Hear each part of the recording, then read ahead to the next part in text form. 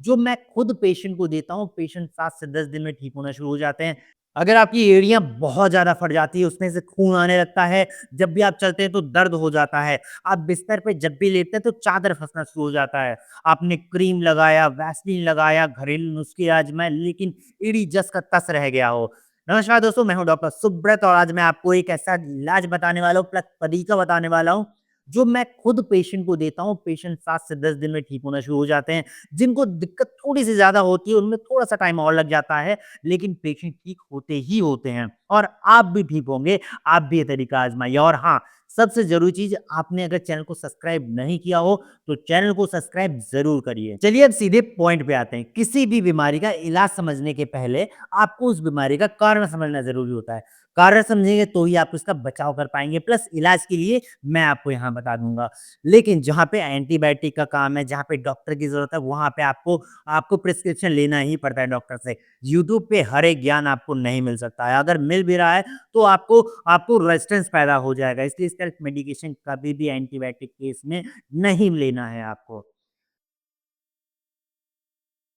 एड़ियाँ तब फटती हैं जब आपके पाँव की स्किन बहुत ज़्यादा रूखी-सूखी और ड्राई हो गई हो और उसपे इलास्टिसिटी कम हो गया हो, तो आपके चलने पे जब प्रेशर पड़ता है, तो आपकी एड़ियाँ फट जाती है। मेडिकल टर्म में हम इसे हील प्रेशर बोलते हैं। एड़ियाँ फटने के बहुत सारे कारण होते हैं, जैसे कि आप बहुत देर तक खुले पाँव चलते हो, सर्दियों के मौसम में या ड्राई मौसम में पाँव की केयर आप ना करते हो या आपके पाँव में बार-बार साबुन, डिटर्जेंट लगता हो, आपको इससे एलर्जी होती हो। जिनको मोटापा ज़्यादा होता है, कुछ पेशेंट में ज़्यादा होता है, जैसे कि जो डायबिटीज़ के पेशेंट होते हैं, एक्जिमा के पेशेंट होते हैं या फिर थायराइड के पेशेंट होते हैं, इनमें ज़्यादा देखा जाता है। या फिर आपने जो सोल आप इस्तेमाल कर रहे हैं सैंडल में, चप्पल में, वो बहुत ज़्यादा हार्ड होता है या फिर आप हार्ड सरफेस पे बहुत देर तक खड़े होते हो या आपके पाँव में धूल-मिट्टी, गंदगी बहुत ज़्यादा लगती हो। इस वजह से आपका पाँव में फटन शुरू हो जाता है। कुछ लोग सबसे बड़ी गलती क्या करते हैं, रोज़ उसको ब्लेड से या फिर रेज़र से छीलना शुरू कर देते हैं, उसपे सिर्फ़ वैसलीन लगाते हैं, दिन में कुछ क्रीम लगा लेते हैं, रात को कुछ नहीं लगाते हैं और कुछ लोग तो चप्पल पहन के सो जाते हैं।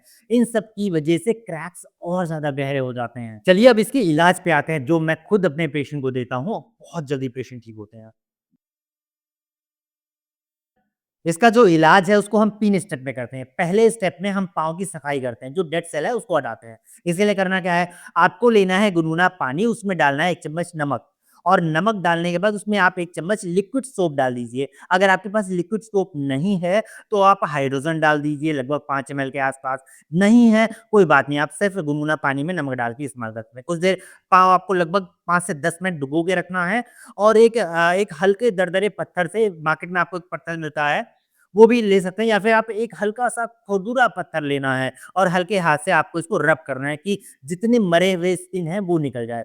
ध्यान रखें आप इसमें ब्लेड का इस्तेमाल बिल्कुल ना करें और इतना भी ज़्यादा ना करें कि खून आ जाए। सिर्फ़ आपको मरा हुआ लेयर या चमड़ा हटाना है। दूसरा स्टेप, आपको असरदार क्रीम लगाना है जिसमें यूरिया 10 से 20% हो और लैक्टिक एसिड हो। ये आपके हील को मॉइस्चराइज़ करता है, जिसमें मैं यहाँ पे कुछ ब्रांड दिखा दे रहा हूँ, आप इनमें से किसी भी कंपनी का आँख बंद करके ले सकते हैं, बहुत ही अच्छा होता है।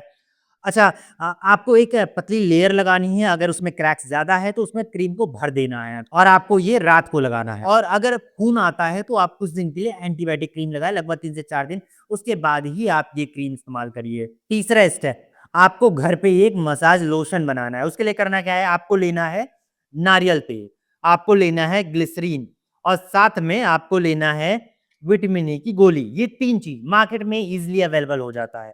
और सबसे पहले आपको नारियल तेल लेना है और 1 चम्मच नारियल तेल और आधा चम्मच ग्लिसरीन लेना है और इसमें विटामिन ई की जो गोली है, इसमें से लगभग 3-4 बूँद के आस-पास इसमें से टपका देना है। लगभग मैंने इतना मिला लिया है इसमें। अब आपको ये मिलाना है, अच्छे से मिलाना है आपको, जब तक ये सारा इंग्रीडिएंट अच्छे से मिल ना जाए। आपको अगर इसमें लग रहा हो कि विटामिन ई की गोली थोड़ी-सी कम पड़ी है, तो आप इसमें थोड़ा-सा और डाल दीजिए। ये मैंने थोड़ा-सा और डाल दिया। और हाँ, जैसे ठंड के मौसम में ये जम जाता है, आपको थोड़ा-सा इसको गरम करके पिघला लेना है, तो अच्छे से ये मिक्स हो जाएगा। अब ये जो बना है हमारा लोशन, इसको हमने जब रात को क्रीम लगाया, उसके बाद हमें थोड़ा-सा मसाज करना है एड़ियों के ऊपर। बस यही 3 स्टेप में आपको करना है और आपकी एड़ियाँ धीमे-धीमे 7 से 10 दिन में भरनी शुरू हो जाती है। ज़्यादा हो तो थोड़ा-सा टाइम और लग जाता है, लेकिन पूरी तरह से ये ठीक हो जाता है। डायबिटीज़ वाले पेशेंट के लिए सलाह ये है कि अपने क्रैक्स को कभी भी हल्के में नहीं लेना है क्योंकि इन्फेक्शन बहुत जल्दी फैल जाता है।